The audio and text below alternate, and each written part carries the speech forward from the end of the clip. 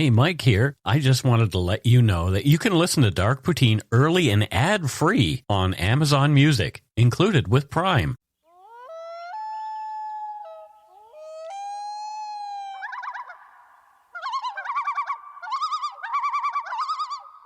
Oh my God, we're recording again.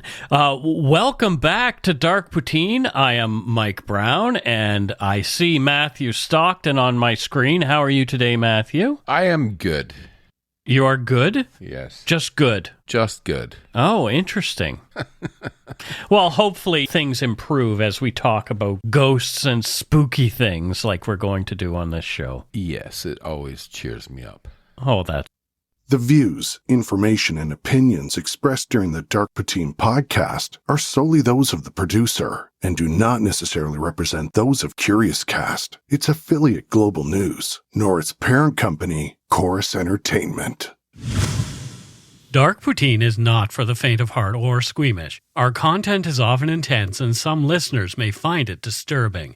We are not experts on the topics we present, nor are we journalists. We are ordinary Canadian schmucks chatting about crime and the dark side of history. Let's get to it.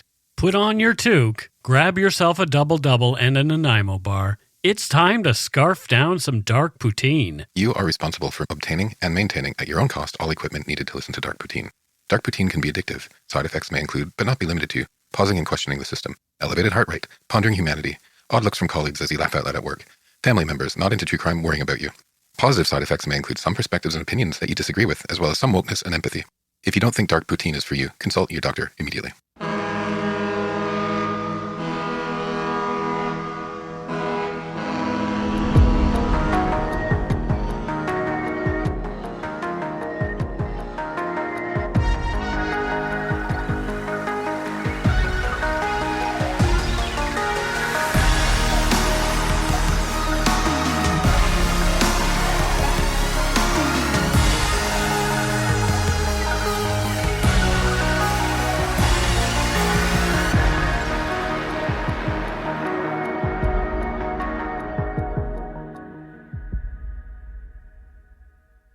In this, the second episode of our 5-part Spooktober series, we dive into 3 ghostly tales from coast to coast, or, to coin a phrase, ghost to ghost. First, we're off to northern New Brunswick to learn about the ghostly fire ship of Bay Chaleur, said to sail the waters of the bay intermittently, terrifying mariners and residents alike. Next, we head to Wallaceburg, Ontario, where in the 1830s, violent poltergeist activity known as the Baldoon Mystery occurred. Last, we come back west to BC, where in a small museum in Quesnel resides Mandy, the haunted doll.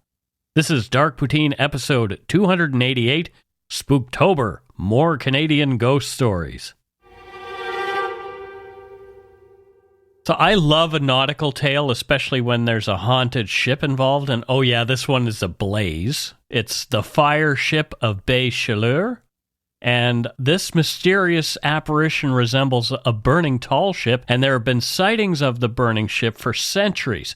Numerous theories have been proposed to explain the phenomenon, ranging from atmospheric electrical displays to flammable gas emissions. Oh dear. Flammable. You are nautical in your heart, aren't you? I am. You can take the boy out of Nova Scotia, but you can't take the Nova Scotia out of the boy. That's something that we always joke about. And you even moved from one coast to the other coast. Well, yeah, I just ran away until I hit water and stopped. Then you moved into Abbotsford, where there's like not much water. I don't live in Abbotsford. I live in Langley. Oh, my.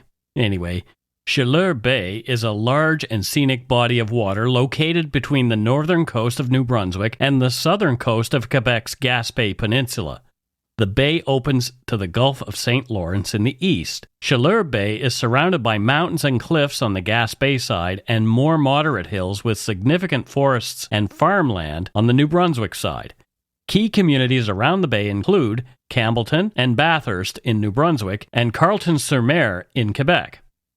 The region's original inhabitants were the Mi'kmaq and the Iroquois-speaking St. Lawrence Iroquois. They utilized the bay for fishing, hunting, and trade long before European contact. The name Chaleur, meaning warmth in French, was given to the bay by French explorer Jacques Cartier in 1534 due to the warm waters he encountered when he arrived there. Over time, European settlers, particularly the Acadians and the British, began colonizing areas around the bay. The bay became an important trade route for fishing and logging. Maybe it was pee. Maybe he's swimming, because I can't imagine that water's actually warm. Have you been in this water? Well, I know that Atlantic is not warm, so there might be something going on with the way the water is in that particular bay that makes it a little warm, but... I think he was swimming with his shipmates and somebody peed, and he thought it was just warm water. That's probably exactly what it was. Some stories of the ship claim its origins predate Cartier's exploration of the region. According to a folk tale, reportedly told by an unnamed Norwegian sailor present at the time, in the early 1500s, the waters of Chaleur Bay witnessed the treacherous ventures of Gaspar Corte Real, a Portuguese navigator. Arriving near Gaspé, close to Cape Rossier, where 34 years later Jacques Cartier would stake a claim, Corte Real deceitfully invited indigenous chiefs aboard his ship under the guise of friendship. Once on the ship, he plied them with alcohol, causing them to lose consciousness. To their horror, they awoke not in their homeland, but in the middle of the ocean, bound for Portugal. Their cruel fate was to be sold into slavery. Gaspar's audacious successes emboldened him to return to Chaleur Bay in 1501, anchoring near the game-rich Heron Island. Here he again interacted with the indigenous population, seemingly on amiable terms. However, they had neither forgotten nor forgiven his betrayal of the previous year. Seizing an opportune dark night, they retaliated in force. They overtook Corte Real's ship, killing his crew. Gaspar's fate was particularly harrowing, and he was bound and placed on Heron Rock, left to the merciless rise of the tide. The once feared navigator met a slow and agonizing death, overwhelmed by the encroaching waters. That doesn't sound like fun. No, it wouldn't be. Yeah. If this story was true. If it's true, because we're not sure if it's hyperbole or not. So if it is, was he a total moron? Yeah. I'm going to go roofie and kidnap people and sell them into slavery and then go back again. Right. Right? Yeah, not the wisest thing to do. No. Especially when there's a force of people who are probably quite upset with you by this time. Oh, yes. He underestimated them, I think. But the tale didn't end there. The following summer, 1502, Miguel Corte Real, Gaspar's concerned brother, arrived at Bay Chaleur searching for his sibling. As Miguel's crew approached Gaspar's eerily silent caravel moored near Heron Island, a fleet of canoes surrounded them, filled with angry indigenous men. Agile and determined to defend their land from the European invaders, they boarded Miguel's ship, catching the crew off guard and causing significant casualties. The remaining crew members, including Miguel, barricaded themselves, readying for a final stand. As the battle ensued, a catastrophic fire broke out. Engulfed in flames, the ship darted across the bay before vanishing into the abyss. The sole indigenous survivor is apparently who recounted this haunting tale. As Gaspar Corte Real actually did go missing, and his brother went missing while searching for him, and their true fates are unknown, this is an intriguing explanation. From that fateful day, a spectral fire ship has been rumored to haunt Chaleur Bay, particularly preceding storms, leading locals to quip, quote, "The fire ship has shown itself. For sure we're going to have a squall." This terrifying phenomenon reportedly prompted the indigenous people to abandon Heron Island, seeking safety elsewhere. Tales of the ghostly ship, intertwined with tragedy and betrayal, have been shared across generations, with some witnesses even claiming sightings. Some, including a fisherman from the south coast, believed this ethereal ship might be an electrical anomaly. In contrast, others like the old Norwegian islander remained steadfast in their belief in the haunted legend. So if this story were true, I'd probably suggest that the indigenous people abandoned the island, probably not because of the myth of the ship, but the realities of defending themselves in a small island from these pirates and what are we going to call them? Slave traders. Yeah. It's like, oh, you're on a small island and all these big European ships are coming in. I'd probably move a little bit inland as well. Yeah, it's pretty wise. And that might have been their real thinking. Europeans were worse than the ghosts. Yeah. There are tales connecting the fire ship to Marquis de Malot's, a French frigate sunk by the British in 1760. In the mid-18th century, during a period of heightened hostilities between the French and British in the North Atlantic region, naval encounters were frequent. The British naval fleet sought to diminish the French naval power, targeting their vessels, especially those that were strategic or valuable. In 1760, the Marquis de Malot's was embroiled in such a confrontation. Having gathered intelligence on the frigate's movements, the British strategically cornered it near the Restigouche River. After a fierce exchange, the British emerged victorious, driving the Marquis de Malot's into the river, where it subsequently sunk. Local folklore suggests that the souls aboard the Marquis de Malot's could not find peace after this calamitous event. Some believe the fire ship, which occasionally appears on the bay, is the spectral incarnation of Marquis de Malot's, forever doomed to reenact its last journey. The flaming appearance of the ship is thought to symbolize the fiery combat and tragic end of the French vessel. Moreover, local legends occasionally refer to salvaged remnants of the sunken frigate. Whispered tales speak of relics from the Marquis de Malot's that have been discovered and now held in nearby locales, further binding the memory of the ship to the area. For instance, some accounts suggest that remnants of the Marquis rest in a monastery garden at the Indian Reserve at Cross Point, Quebec. An article on an archive page at the City of Bathurst's website indicates another, more recent explanation for the fire ship. In the early 1900s, colossal ships from distant lands often entered Chaleur Bay.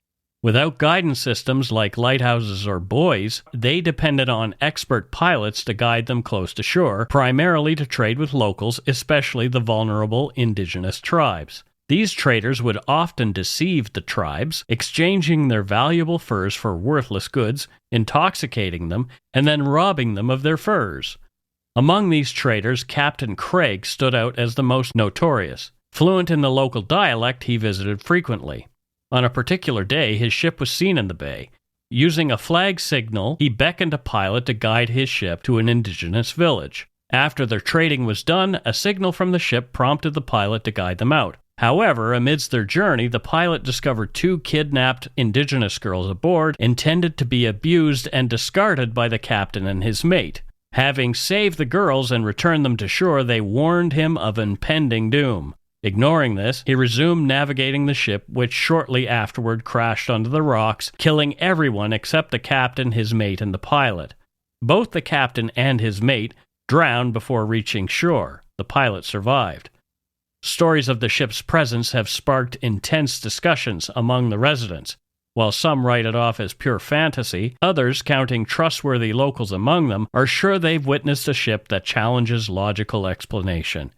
A notable daytime sighting occurred on a sweltering July day when many beachgoers at Youghal Beach in Bathurst observed the apparition for over a half an hour.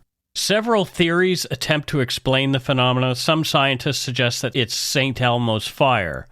Typically seen during stormy weather, St. Elmo's fire is a weather phenomenon in which a visible blue or violet glow appears near the tips of pointed objects, such as a ship's mast, an aircraft wing, or church steeples.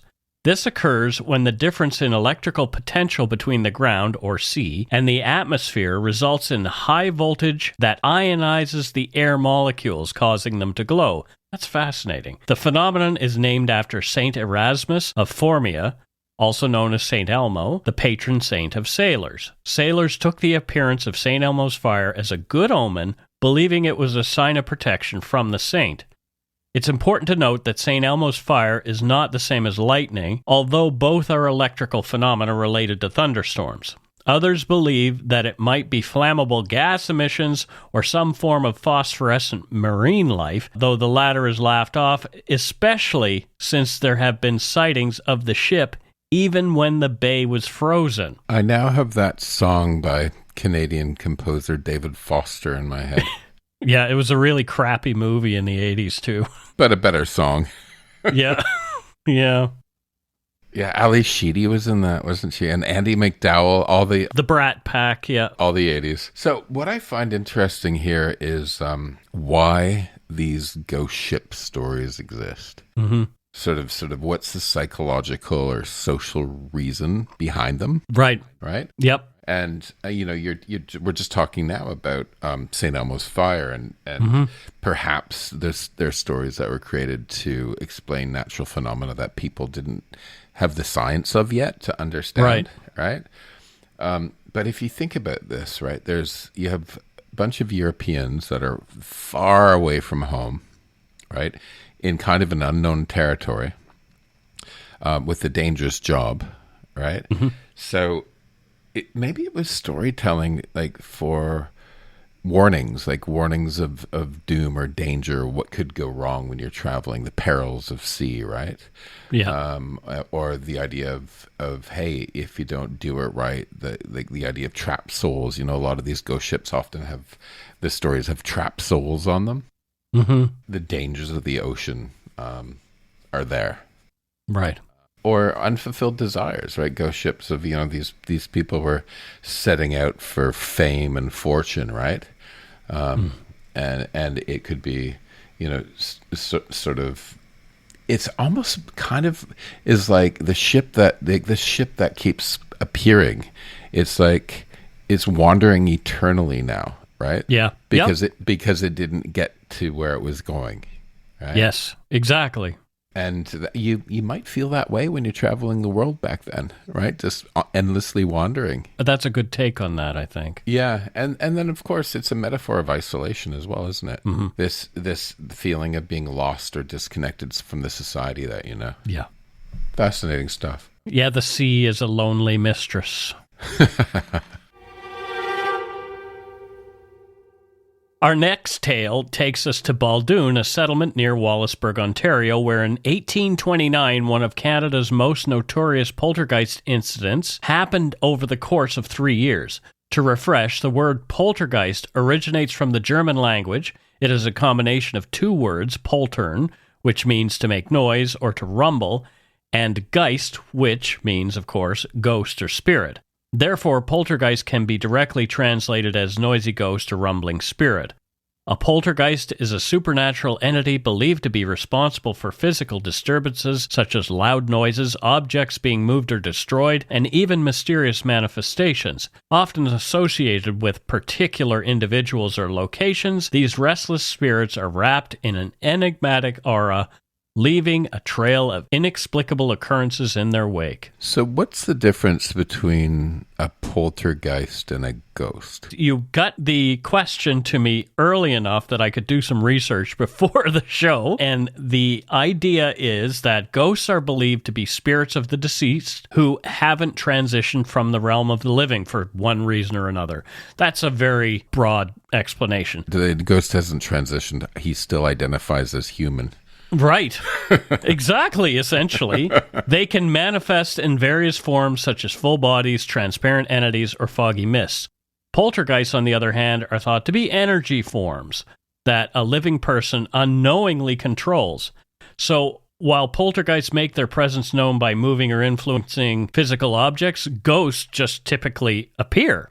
Ghosts can be seen, but poltergeists are often not at all. Some theories suggest that ghosts are passive souls of the deceased, where poltergeists are aggressive souls of departed individuals. I don't know if that's actually true.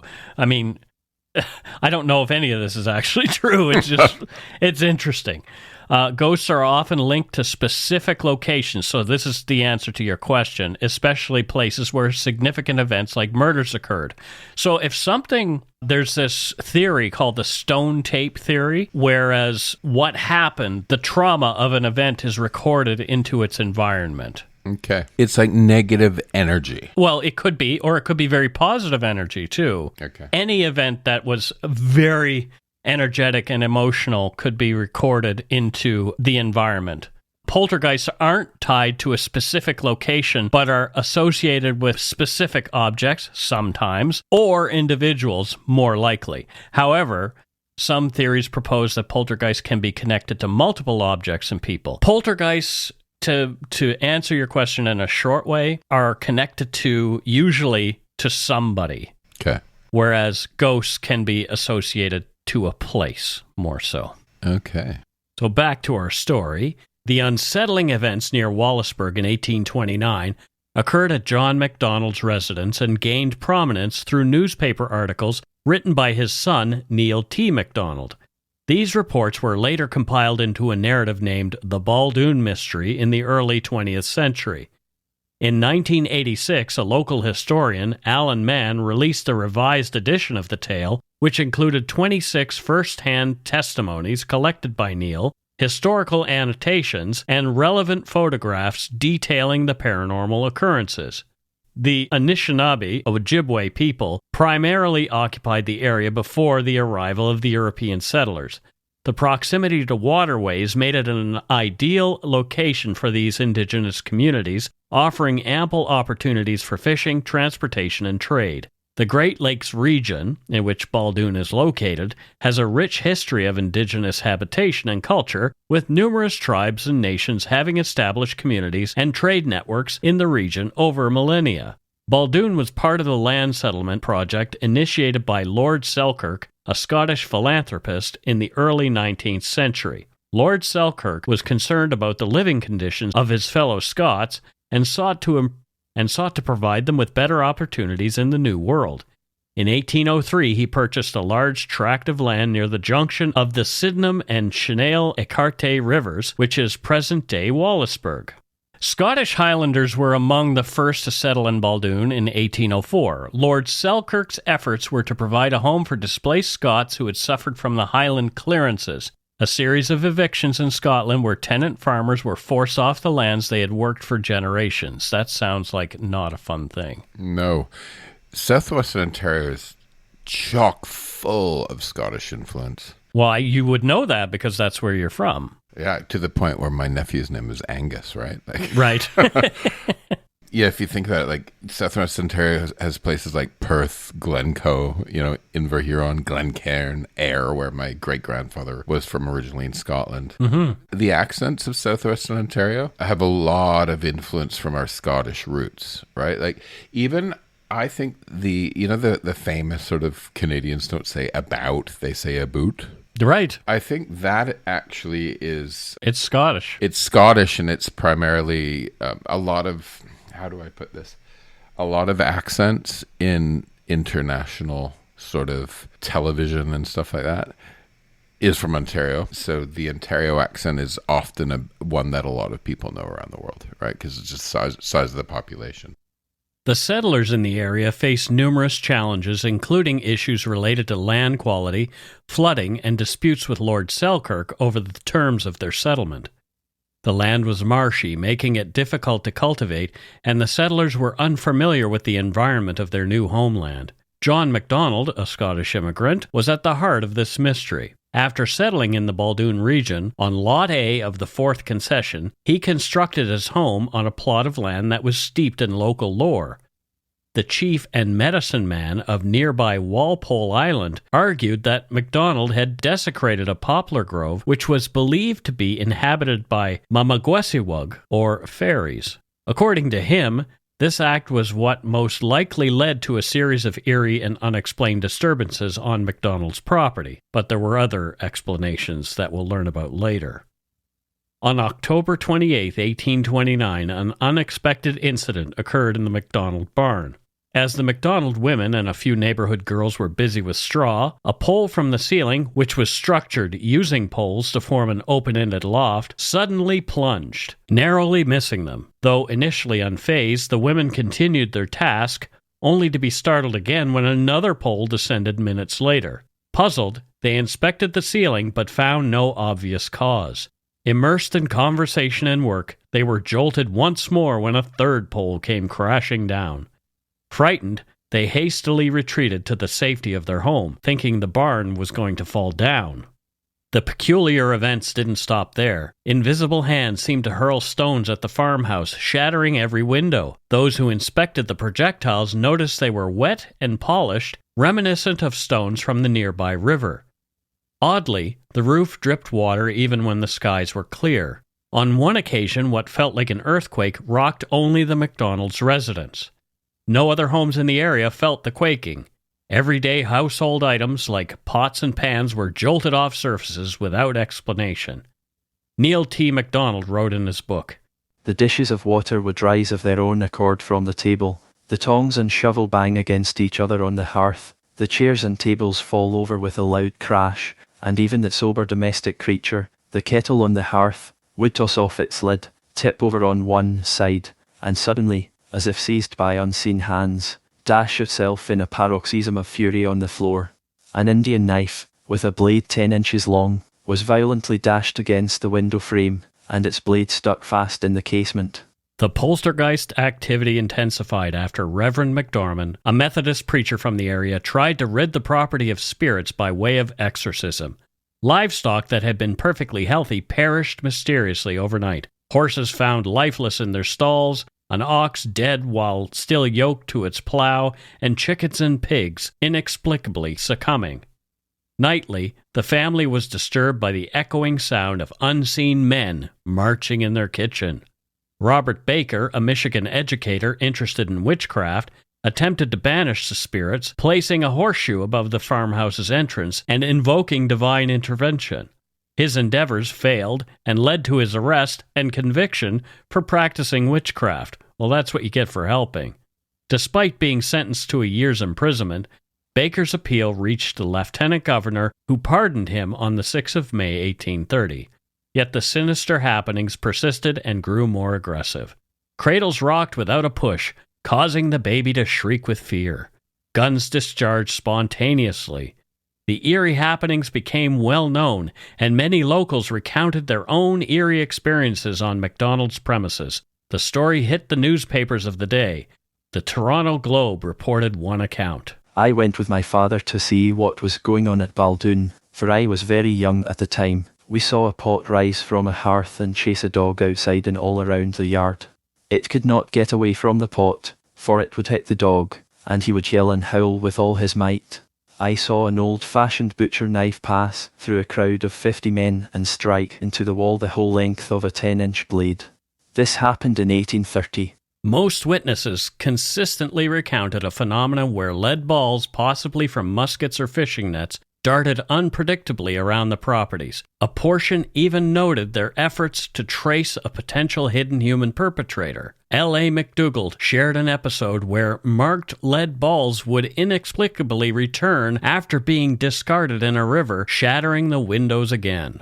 Other accounts highlighted mysterious sounds resembling footsteps without visible sources. Some also witnessed visual anomalies where objects would morph into figures, including an ominous black dog, which multiple people confirmed seeing during significant events. You see, I thought the black dog was just mine. No, I've seen the black dog. A lot of people have seen it. And I was kind of hoping that you would notice that. When I saw it in my research, I thought that has to go in because Matthew has had that experience himself. Matthews. It's not just my... I was being selfish thinking it was my black dog. Yeah. It's all about me, Mike. It is all about you. Mysterious small fires began igniting spontaneously throughout the dwelling, becoming increasingly challenging to extinguish. William Fleury, a neighbor, recounted that he witnessed the house spontaneously combust in 10 different areas simultaneously. Solomon Partarsung, an indigenous traveler, described his attempt to douse the recurrent fires. He recounted how a tiny ember could instantly ignite a flame even on damp surfaces. Eventually, the entire house was consumed by flames. Neil T. MacDonald continued in his writings. At last, one day the crisis came. Worn out with anxious watching, the unhappy man was becoming desperate when flames burst from a dozen sources in his dwelling. No time to save his household goods. The fire razed his habitation to the ground. Not even his coat was saved, and he saw the home to which he had so lately led his happy bride, buoyant with future hope, struck to the winds in ashes. The baffling incidents continued even after the MacDonalds relocated to Donald MacDonald's residence, John's father, who lived next door. Most testimonials were recorded many years post-events, with few giving accurate event timelines. Margaret Johnson stated that the McDonald's shifted residents multiple times, but the spooky occurrences relentlessly pursued them. At Reverend McDormand's suggestion, a well-known occultist, Dr. John Troyer, was consulted. More after this Supernatural Circumstances promo and a quick break. Hey Dark Poutine listeners, Mike here. Are you ready to dive deep into the mysteries of the supernatural? Join me and award-winning paranormal researcher Morgan Knudsen as we dissect chilling phenomena on supernatural circumstances.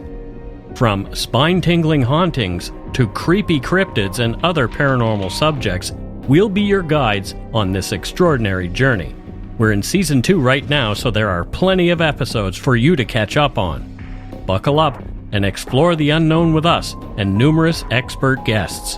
Download Supernatural Circumstances wherever you podcast.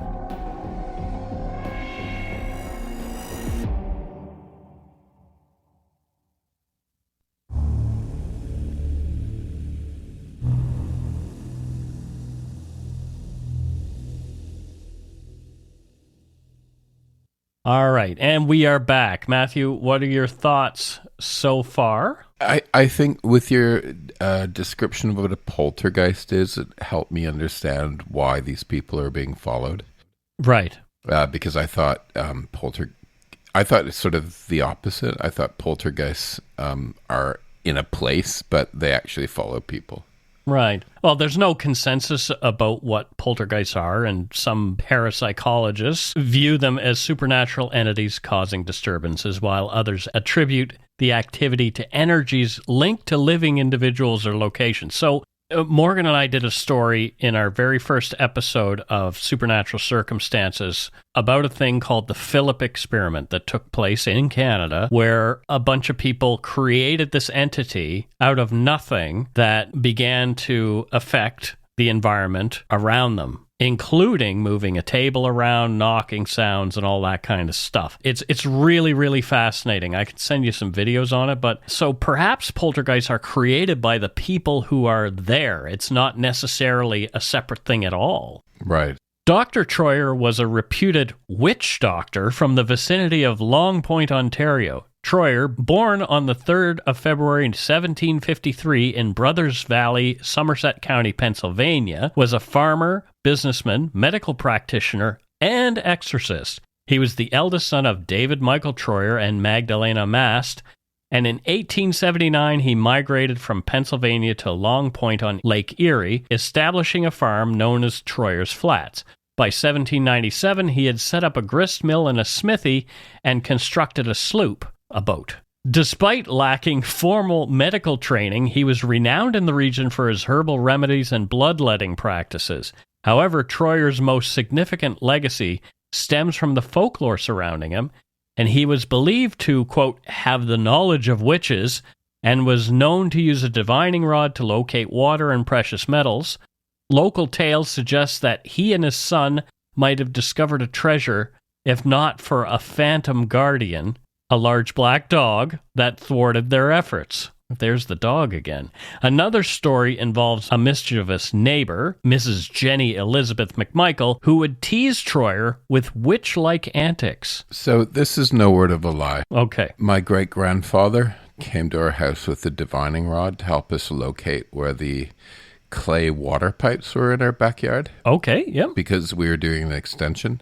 And he literally had this stick, and he'd walk and it would go down, and then he took a metal rod and pushed it and went cling, cling, cling. Yeah, it's there. And then he did the next one, and then the next one. I saw this with my very own eyes. That's really cool. Yeah. I love that stuff. And there are many, many stories of that kind of thing happening that are really hard to explain. I always like to think maybe there's more to this world than meets the eye. Well, it could also be, people who have arthritis or pain sometimes, they know when the weather's changing.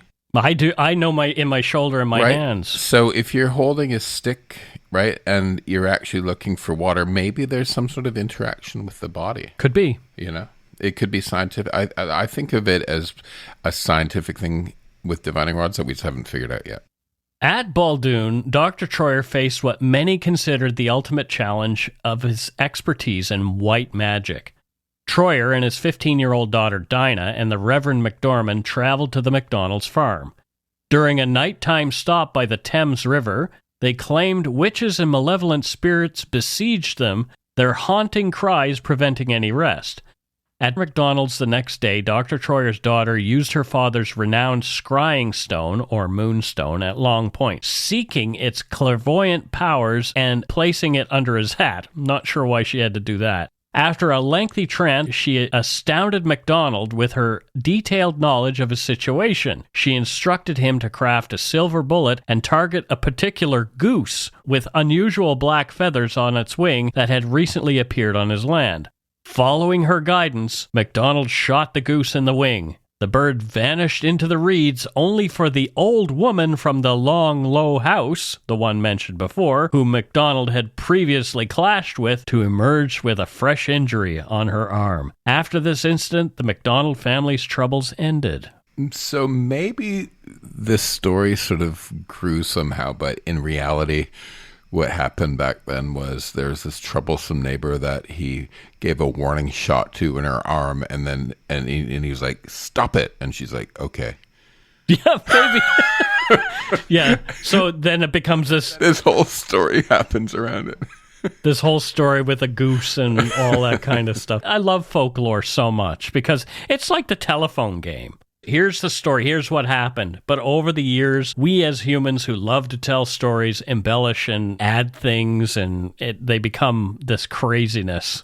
While Dr. Troyer's unique character continued to draw attention in tales of peculiar events, his involvement in resolving the Baldoon Mystery remains the most notable. Equally intriguing are tales from his final days. It's said he impressively shot a hawk from a Barnes Peak shortly before his passing. Rumor suggests that grave robbers attempted to steal magical items from his burial site, only to be chased away by a large white bird. Beyond the folklore surrounding him, it's essential to remember that John Troyer was not just a legendary figure in the Long Point Marsh region, but also the pioneer who established the first garden and orchard in Norfolk County and owned its inaugural medicine chest. Numerous individuals provided ambiguous interpretations for the mysterious occurrences, suggesting that a malevolent entity tormented the MacDonald family. Some explanations were problematic and downright racist, pointing fingers at the local indigenous people. Some modern interpretations propose that the strange happenings in MacDonald's residence were due to a young orphan girl in his household who is prone to poltergeist-induced seizures. Again, it could be somebody creating some sort of weird energy around them. What I'm happy about is this story doesn't roll out the old trope that the movie Poltergeist did of the, quote, Indian burial ground. Yeah. Right, which I think was kind of the downside of that film for me, because this perpetuation of early people is sort of mysterious and dangerous and voodoo and all that sort of stuff just doesn't help.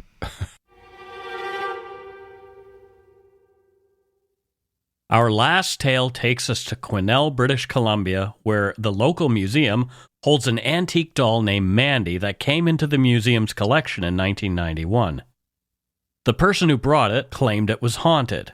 Named originally as Miranda, it was quickly nicknamed Mandy. It's easier to say. The doll was believed to have been made in the 1920s either in England or Germany. Her eerily lifelike appearance, especially her sinister smile, was striking. Mandy's porcelain face was marred by a distinct crack, which made one of her eyes appear misaligned. Some believe these cracks suggest she might have been hit or abused. Her clothed body was tattered, and she had an overall weary appearance. Her detailed craftsmanship, especially realistic blue eyes, often made people feel she was watching them. The doll's donor, Lisa Sorensen, remembered how she had inherited the doll from her grandmother. She felt the doll had a terrifying appearance and was associated with a history of domestic violence that Sorensen's grandmother had endured. Lisa herself had experienced paranormal activity before getting the doll. She and her husband often heard a baby's cries from their basement but never found any source. On one occasion, a loud bang resulted in a window in their house being opened and their infant daughter being shifted in her crib by unseen hands. The couple decided to move shortly after, and the decision was soon made to be rid of the doll. According to some who study parapsychology, there's a concept that certain items can retain or be imbued with energy, particularly from traumatic or emotionally charged events. These items, be they dolls, pieces of furniture, jewelry, or even buildings, are believed to store energies or emotions from specific incidents or their previous owners. When the energy is of a negative nature, such as that stemming from a violent death, severe trauma, or profound sadness, the item is said to be haunted or cursed. This retained energy might manifest in various ways. Some people claim to witness apparitions, hear unexplained sounds, or experience drastic temperature changes around such items. Others feel overwhelming emotions when near, like sadness or fear. Haunted dolls, for instance, are often said to move independently, produce sounds, or even project specific feelings onto those nearby. The mechanisms or reasons why these objects retain such energy are not clearly understood within parapsychology. However, many theories suggest it's tied to the original owner's strong emotional imprint or the events associated with the items. You might be familiar with the story of Annabelle. She's another notorious haunted doll that gained infamy through her association with the renowned paranormal investigators Ed and Lorraine Warren and Annabelle's portrayal in the Conjuring movie universe. The story of Annabelle traces back to the 1970s when a mother bought an antique Raggedy Ann doll from a hobby store as a birthday gift for her daughter Donna, who was then a nursing student living with a roommate named Angie. Soon after receiving the doll, strange occurrences began to transpire. The doll seemed to move independently, often found in entirely different rooms or peculiar positions. Mysterious messages such as "help me" started appearing on pieces of parchment paper around their apartment, even though neither Donna nor Angie owned any such paper. Even more unsettling, the doll occasionally appeared to leak a blood-like substance. Could you imagine if the Annabelle movie used a Raggedy Ann doll? That'd be so not scary. Oh, look, it's Raggedy Ann. Which is, it is definitely a Hollywoodized telling. I think you could make it scary with a Raggedy Ann doll. You could. My aunt had a Raggedy Ann and Andy doll, and they weren't scary at all. My sister had those. Okay. Those are old school dolls, aren't they? They really are. So desperate for answers, the two women consulted a medium who conducted a seance. The medium communicated that the spirit of a young girl named Annabelle Higgins had tragically died on the property where Donna and Angie's apartment was located, and she'd taken residence inside the doll. The spirit was fond of the two women and merely wanted their company. However, after an alleged attack on a friend of Donna's, the situation escalated, prompting them to seek help from Ed and Lorraine Warren. The Warrens concluded that the spirit attached to the doll was not that of a young girl. Instead, they believed it to be a malevolent entity intending to possess Donna. The Warrens took Annabelle to their occult museum in Monroe, Connecticut to prevent any further harm. The doll was placed in a secure glass box with a warning sign advising visitors not to touch it. This intriguing tale became the foundation for the cinematic portrayal of Annabelle. While the doll in the movies looks quite different from the real-life Raggedy Ann, the chilling essence of the story remains. However, as with many tales of the supernatural, there are skeptics, and some believe that the story surrounding Annabelle might be exaggerated or entirely fictional. The truth, as always, is left to individual interpretation and belief. But what about Mandy and Quesnel? In a 1999 Calgary Herald article about Mandy the doll by Chris Dawson, Cookie Castle, the assistant coordinator at the Quesnel Museum, said that upon her arrival at the museum, protocol required placing Mandy inside a plastic wrap for 2 days to check for any insect infestation. This only heightened the doll's eerie demeanor, causing unease among the staff. Once out of quarantine, a photography session was scheduled to catalog her. The photographer and her assisting boyfriend felt a sense of discomfort during the whole session. Other museum staff reported feeling uneasy around the new acquisition. After the brief photo shoot, museum workers left the negatives to dry in a locked room. To their shock, the room was vandalized the next morning. Different small items lay scattered all over the floor of the room. Cookie's thoughts turned immediately to the doll. "All I could think of was, she's had a temper tantrum," Castle recalled. For reasons unknown, Mandy seemed to resist being photographed. Many who tried experienced equipment malfunctions. Even the local newspaper's photographer, Ross Mitchell, had an unsettling encounter. After taking her photo, he heard unexplained footsteps in a supposedly empty building, and his equipment malfunctioned. What I love is, and yet, here's a photo of the doll. Right, and I'm showing you photos. And it's like ever since everyone has a phone on their iPhone, suddenly the doll can be photographed very easily. They're not saying it can't be photographed. They're saying that she doesn't seem to like it. So to correct you... You don't like being photographed either. I don't like being photographed. I don't.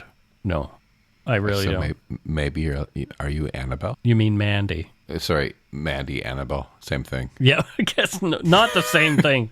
Anyway, scary dolls. Are you a scary doll? I am a scary doll. Over the years, Mandy has been at the center of several such incidents, creating quite a stir in British Columbia. Small items vanished without a trace, and the staff's lunches sometimes disappeared from the fridge and either later appeared in random drawers or was gone altogether. If your lunch is missing altogether, I probably ate it. Well, somebody when I worked at that particular telecom was eating people's lunches, and we even set things up. So, put a strange type of pop and a really odd bag, but, it disappeared, but we were unable to find it. We never discovered who the lunch-eating culprit was. If you'd poisoned it, you would have. Oh, dear. Yeah, maybe, yeah. Oh, look, the person died. Well, why is John choking? He's a sandwich bandit. Yeah. Oh, no. Mandy's uncanny appearance drew comparisons to Chucky from the horror film Child's Play. All went quiet for a few years after her original donation, but in the late 1990s, Mandy saw a surge in recognition. Mandy, Ruth Stubbs, her previous caretaker at the museum, and Lisa Sorensen, Mandy's donor, were guests on the Montel Williams show. Mandy was so famous by this time that on her arrival in New York for the show, U.S. Customs officials asking Stubbs what she had to declare had heard of her alleged haunted cargo. On the show, psychic Sylvia Brown analyzed Mandy's energy. Brown reportedly sensed that the doll was once owned by twins who suffered from polio. The psychic believed that the mother's deep sorrow embedded itself in the doll after the twins' death from the disease. According to the Quesnel Caribou Observer in August 2022, Mandy is still attracting the attention of those interested in the paranormal. The Paranormal Road Trippers, a group of investigators exploring paranormal activities across British Columbia, Washington, and Oregon, have taken particular interest in Mandy. Mike M., a member of the group and self-proclaimed history enthusiast, first investigated the doll in 2015. During one of their investigations, a team member reportedly fell into a trance after staring at Mandy and was feeling unwell. Only Mike and his girlfriend Sandra were present on a more recent visit. During their investigation, which was recorded on YouTube, something seemed to touch Sandra's hair. Despite using various paranormal detection equipment, the only evidence they captured was the mysterious movement of Sandra's hair. Now, before you say anything, Matthew, because I see that look on your face, they used a whole bunch of things that some people use for paranormal, supernatural detection and did not find anything. The only thing they discovered on this trip was the movement of Sandra's hair. Interesting. Matthew, you are probably one of the most skeptical people that I know on the planet. But that's okay. I mean, I am skeptical but interested as well. I have a healthy skepticism where I'm open to things happening that are maybe outside of our understanding. I don't think, as human beings, we understand everything there is to understand. Is that something that you believe? Do you think we know everything that there is to be known? We're not even close. Some of these things could be that stuff. I think some of the stuff is about quantum theory and things like that. Totally. 100%. 100%. But we don't fully understand that yet either. We probably never will. No. It's like, is it a wave or is it a particle? Well, it's a particle when we're looking at it, but when we turn away, it's a wave. Why is that?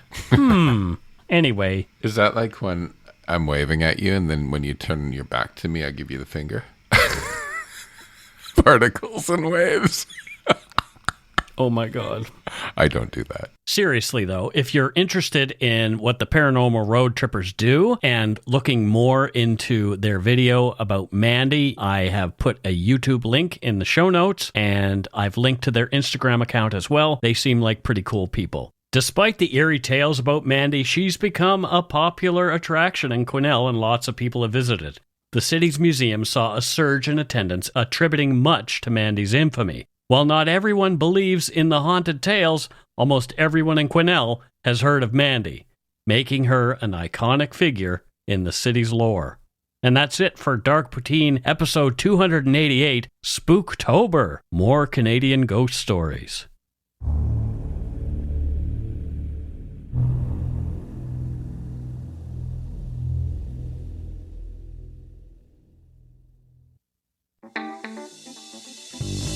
That's right. It's time for voicemails. You can leave us a message at 1-877-327-5786 or 1-877-DARK-PTN. We'd love to hear from you. Let's see who called us this week. Let's get to our first voicemail. Hi, this is really odd for me, but I love your podcast. I've been listening to it for about 5 years now.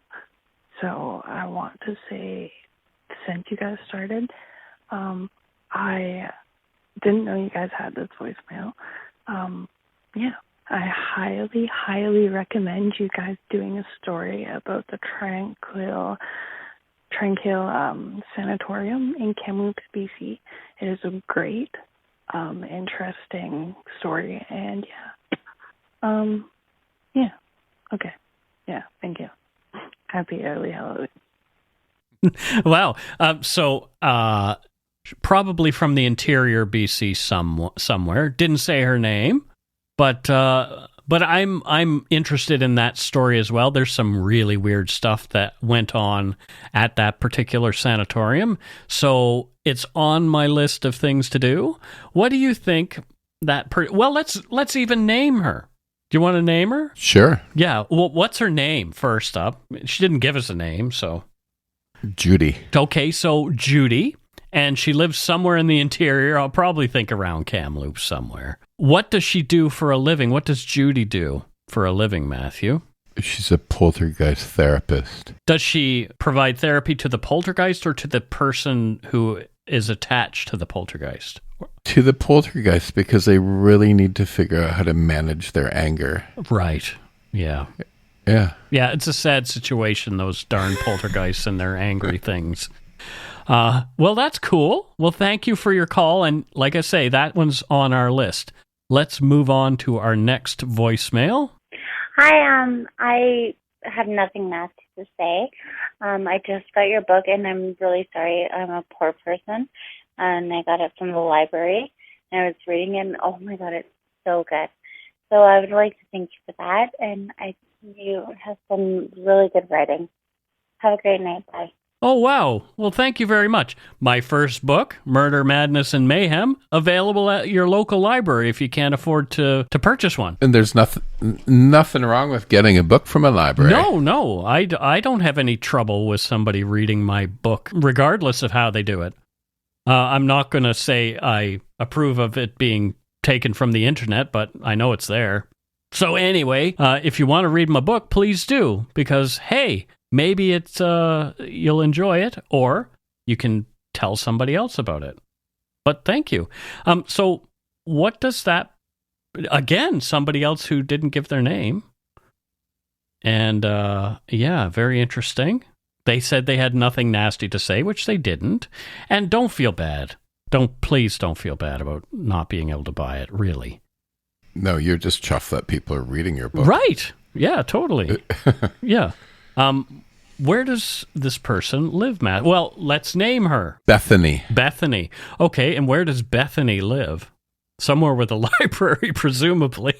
I'm actually looking out my window right now towards the Vancouver Public Library. So I think Bethany lives on Nelson Street here in Vancouver. Oh, okay. Well, Oh, there you go. Yeah. And what does Bethany do here in Vancouver, Matthew? Poltergeist realtor. Okay, so does she sell homes to poltergeists, or does she sell homes that are particularly known for poltergeist activity? For people who want a little bit of spice in their house. Sure. So they want the adventure of having a poltergeisted home. So okay. Yeah, so she sells those. And, she has a hard time, though, because there's not a lot in the high-rise condos downtown. So, sure. They're too new, maybe. So she does some on, West Vancouver and North Vancouver. Yeah. Yeah, North Van's got some older houses. New West is actually probably the place with the best potential for older, more haunted things. Because or Shaughnessy. Shaughnessy, yeah, sure. We know lots has happened there. We've done stories about that place. So, all righty. Well, thank you, Bethany, for your call. Let's listen to our next voicemail. Oh, hey there. It's me, the devil. I haven't called in a while. Just thought I'd call to say hello and let you know that it was really nice to listen to your most recent episode about the Penske witch trials. It was... Penske. You were right. You were totally right about them. They were just a bunch of Catholics. They weren't even witches or pagans or anything like that. And I mean, take it from me, I know a pagan when I see one, and I know a Catholic when I see one. Anyways, they were just a bunch of Catholics caught up in the mass hysteria. So I'm glad you didn't blame it on me. Thank you very much for taking my side. You two both have a very special space here in hell, when you make it here. So, I have to say that a couple of them did end up in hell, but that was for completely different reasons that I prefer to keep private. The legal team down here has been giving me shit lately, so I've got to remember to be more respectful about people's privacy. Anywho, love you guys. Give my love to Steve. Gotta go. Satan, away! Well, thank you, Lucifuge Rofacal, for your call. We know what that person does and where they're from. So we don't have to do any of that kind of stuff because he's in hell. And he does devilish things. He's doing his thing. Yeah, but he loves Steve. Interesting. Yes. Maybe there is redemption for Satan. Steve is awesome. Yeah, well, Steve is awesome. Matthew needs a fix of nicotine, so I'll talk for a minute while he chooses gum. Okay. Anyway, let's move on to our next voicemail. Hello, this is Matt from Brunswick, Maine. I just wanted to say hi and share that I really enjoyed your episode about the 1984 National Assembly shooting in Quebec City. I had heard that there was some sort of shooting there in the 80s, but that's it. So I was totally blown away by the amazing story of the Sergeant of Arms talking the gunmen down and saving who knows how many people. Talk about being placed at the right place at the right time. The story hit home to me a little because in the early 2000s, I spent some time working at our state legislature, which at the time didn't really have much of a secure check-in process with the things that you'd expect today, like metal detectors, etc. I was very lucky that in my few years of working there and on some various political campaigns and having no harm come to me during that time, nobody came after me with a gun or anything like that. But I'm in a completely different line of work today, but I still like to visit legislative buildings because I'm a nerd, and I've done so to a few in the U.S. and Canada, including Quebec's National Assembly, which is a really nice building. If you're in Quebec City, you should check it out. On a lighter note, I do want to share that in college, I did take a Canadian politics class, and I got the only acceptable grade one could get doing that. And an A. Haha. Anyway, I'm too nice to tell you guys to shit in your hat, so I'll say stick your coffee crisp and you double and stir it A to Z. Nice. Have a great day, boys. Thank you, Matt. Yeah, good name. Another Matt. And so what does Matt do now? He said that he was sort of in security in the legislative buildings there in Maine, and he didn't have a Maine accent, which was disappointing to me, really. But what does Matt do there in Maine, Matthew? Well, he his job is actually global. So he goes to find poltergeists in national assemblies and parliament buildings to try to clear them out. But unfortunately, the politicians put so much bad juju into those buildings that poltergeists are always coming back. Right. Which, that just makes sense. That just makes a lot of sense to me. That's it for this week's voicemails. Again, you can leave us one at 1-877-327-5786 or 1-877-DARK-PTN. We'd love to hear from you, even if it is just to say hi and to tell us to go shit in our hats. If you're stumped for what to chat with us about, a quick story is welcome. Moving on, it is time for Patreon and Donut Money donors. And first up, we have Prairie Girl from Carmangay, Alberta, and her real name is Karen. I'm not going to say her last name because maybe she doesn't want that. But from Carmangay, Ontario, or Carmangay, Alberta, and what does what does Prairie Girl do there in Alberta, Matthew? She's the harbor master. In Alberta? Yeah, Prairie Girl's a harbor master. Oh, dear. So she's not very busy then? No. Because I can't see any real need for a harbor master in Alberta. Yeah, but, it's needed. Okay. Somewhat. Okay. So, she's there. Maybe someone will email and correct me about the requirements of harbor masters or need thereof in Alberta, but oh boy. Anyway, so thank you, Prairie Girl. Much appreciated. Next up, we have Brenda Kumar. We don't know where Brenda's from or what she does, so we need both, Matthew. Okay, so Brenda is, I don't know if she's one of the Kumars at number 42, if you've ever seen that show. No. It's a great comedy show. Is it British? Yeah, so she's from 42 Somewhere Street. Okay. I'm going to say she's from the UK. Right. Okay. Yeah. And what does she do there, Matthew? Let me guess. It's something to do with poltergeist. No. Oh, okay. She is an archaeologist and historian. Well, there you go. Well, that's good. Does she have one specific area of study? Ghost ships. Ghost ships. Oh, okay. Yeah. Well, I like ghost ships too, so maybe Brenda and I can have a conversation about that. I'm super curious. Ghost ships are fun. They are really fun. So next we have Nicole. And Nicole, whose last name is Madden, I'm just going to out her. She's from Calgary, Alberta. Calgary, which I've been to many times. Calgary. What does Nicole do there in Calgary, Matthew? She is a marine surveyor. What? In Calgary? Yeah. I'm going with the theme. Does she have to travel for work or? No, I'm on a theme on the great waterways of Alberta today. Oh dear. Well, wow, the Bow River, which is sometimes quite dry, but yeah, interesting.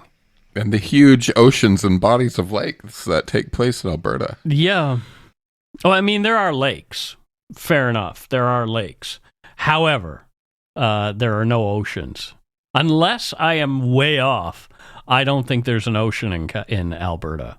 I really don't. But, I guess everybody needs to have something to do. She must be bored as sin, but, whatever. It is what it is. And as far as Donut Money donors, we don't have any this week, but that's cool. Thank you for our patrons and to our Donut Money donors past and present. We love you guys, and you're all good eggs. There is actually kind of a distinct lack of lakes in Alberta compared to the other provinces. Mm-hmm. I mean, they have, of course, the Slave Lake, right? Right, which is massive. Which is big, but if you look on a map and you just pop on over to Saskatchewan and Manitoba, you start getting lakes aplenty. Well, Manitoba is known for its lakes, so yeah, it's mostly lake, isn't it? Yeah, mostly lake, and apparently lots of mosquitoes. Yeah, and then Ontario have all the Great Lakes, of course. And where I grew up, we have fun names for lakes.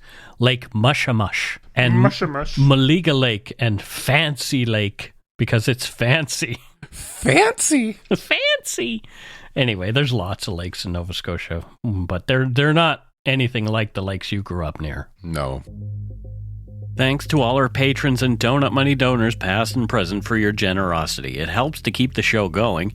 You can become a patron of Dark Poutine at patreon.com/darkpoutine. For a one-time donation, you can send us donut money via PayPal using our email address, darkpoutinepodcast@gmail.com. If you don't already subscribe to the show, it would mean a lot if you did. You can easily find Dark Poutine on Apple Podcasts, Spotify, or wherever you listen to your favorite shows. If you haven't gotten yours yet, my book, Murder, Madness, and Mayhem, is available to order via a link on the Dark Poutine website. And speaking of darkpoutine.com, please check it out for show notes and other cool stuff. We'd appreciate it if you took the time to give Dark Poutine a like or a follow on Facebook and Instagram. Most importantly, thank you for listening. And tell your friends about us. Word of mouth is a powerful thing. And that's it for this episode of Dark Poutine. So until next time, don't forget to be a good egg and not a bad apple. Goodbye. Bye, folks.